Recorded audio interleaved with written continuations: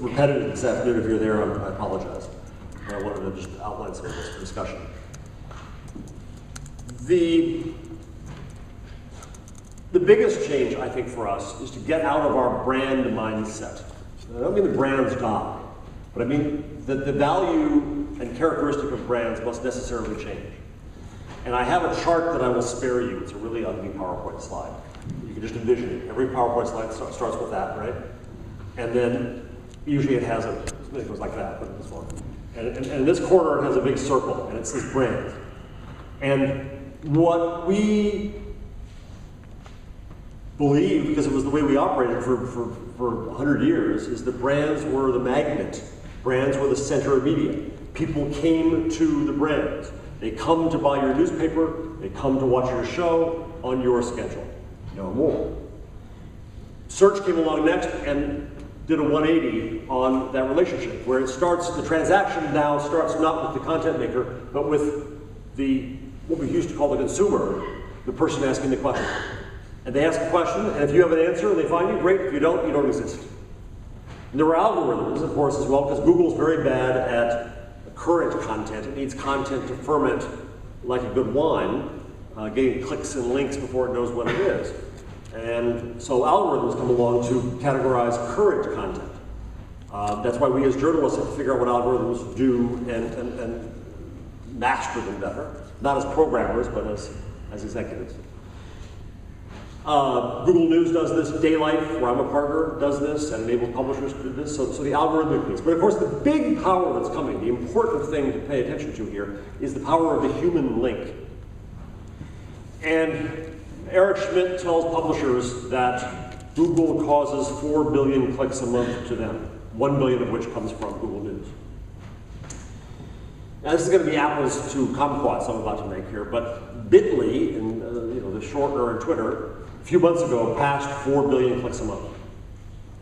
Again, it's not the same comparison because Google's talking about clicks to publishers and Bitly sends a few clicks to flaming cat videos.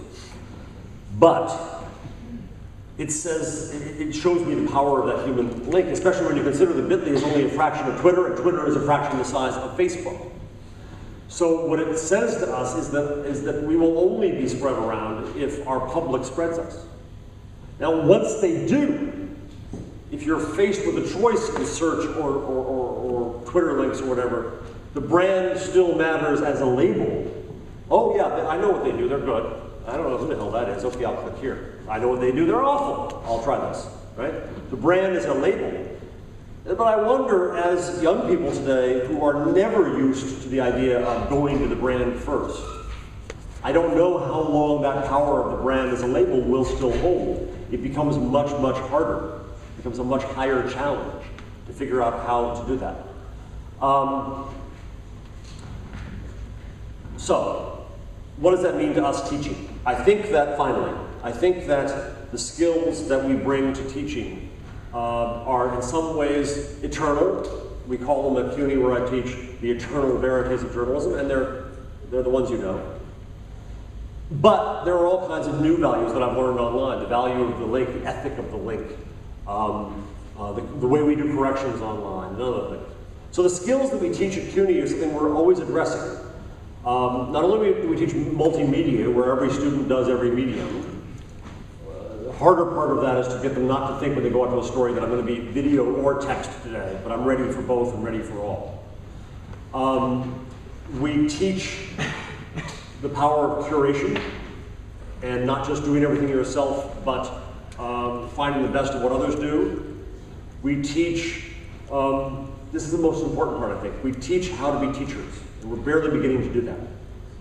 But if you look at what we do with the local of the New York Times, our job is not to have students create content, which was their reflex. Right? The New York Times reflex was to edit everything to be New York Times. Our students' reflex was to pitch stories to New York Times people to get clips.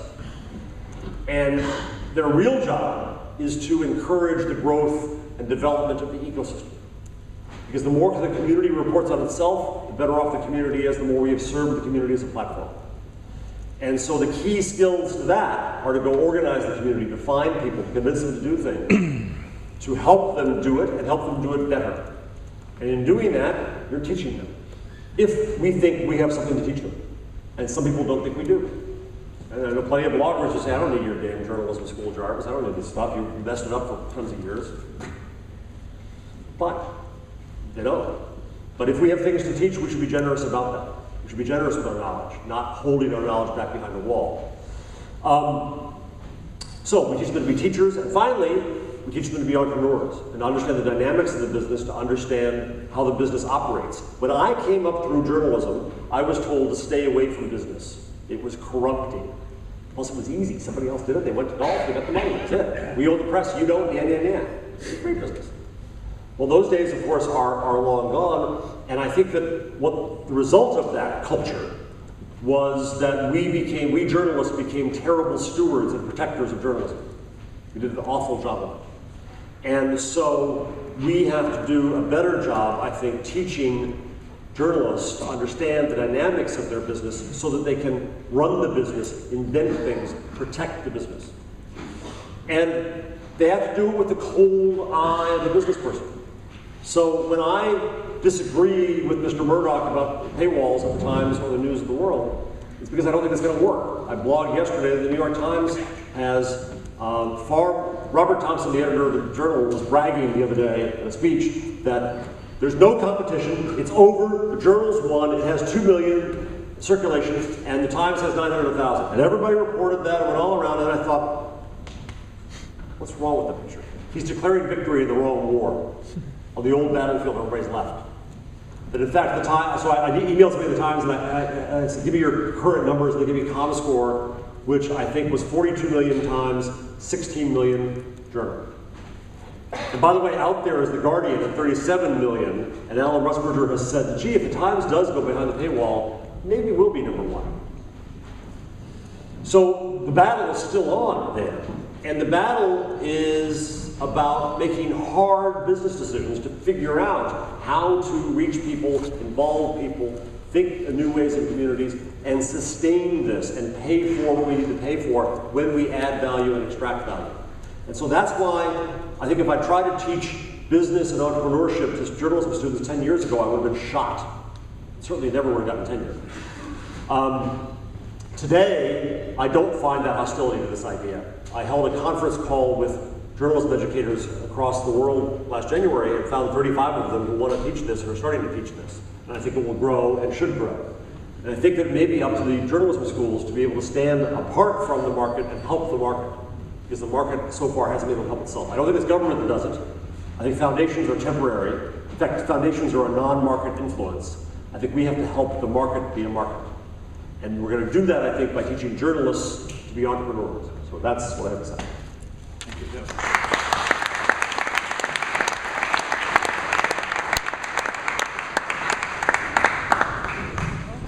So thank you, Jeff, for all these ideas. I'm sure that, and opinions. I'm sure that there's lots of discussions and questions.